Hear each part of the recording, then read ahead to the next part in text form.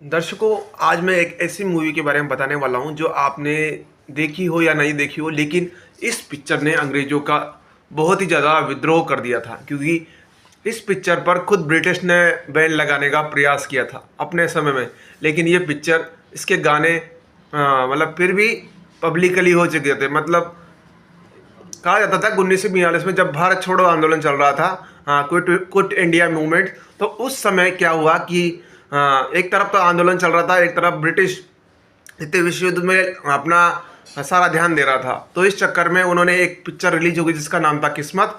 और जो उस समय जो प्रतीक थे उस गाने बहुत ज़्यादा फेमस था, दूर हटो दुनिया वालों हिंदुस्तान हमारा है। तो ये गाना जब रिलीज हुआ तो लोगों में देशभक्ति की भावना एकदम से उभर के सामने आ गई।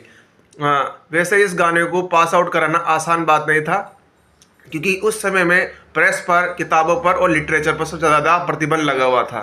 फिर भी इस गाने को पास आउट करा दिया गया। कारण ये रहा कि इसमें जर्मन और फ्रांसीसी कोई भी हो, मतलब इसमें गाने के बोल है कुछ ऐसे, फ्रांसीसी हो या जर्मनी, हमने किसी को नहीं स्वीकारा है। तो उन्होंने सोचा इसमें हमारा नाम नहीं है, मतलब जर्मनी, हम तो ब्रिटिश है, हमारा नाम नहीं है, इसलिए हमें इसे पास आउट कर देना चाहिए। और ये गाना भी पास आउट हो गया, फिल्म भी रिलीज हो गई। पर देशभक्ति की भावना देखते हुए लोगों ने इस पिक्चर को बहुत ज़्यादा सपोर्ट किया और उस जमाने की 1 करोड़ से भी ज़्यादा इसको देखने की संख्या रही। और देशभक्ति की उस जमाने में भी फिल्में बनती थी, गजब बात है। वो भी 1942 के दशक की बात है ये। और ये कितनी बड़ी बात है कि उस जमाने में फिल्म रिलीज करना, वो भी देशभक्ति वाली। और देखा जाए तो इस फिल्म को बहुत ज़्यादा पसंद किया गया।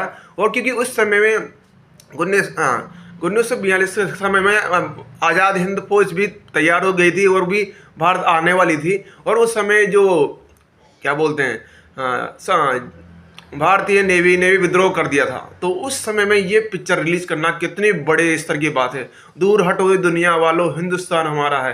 तो इस गाने को, इसके बोल कितने शानदार है। और आज भी इस पिक्चर को देखते हैं तो उस जमाने की और उस दौर की याद आया होती है। तो ये जानकारी कैसे लगी दोस्तों आपको? क्योंकि उस जमाने में भी फिल्मों के द्वारा भी अंग्रेजों का विरोध होता था।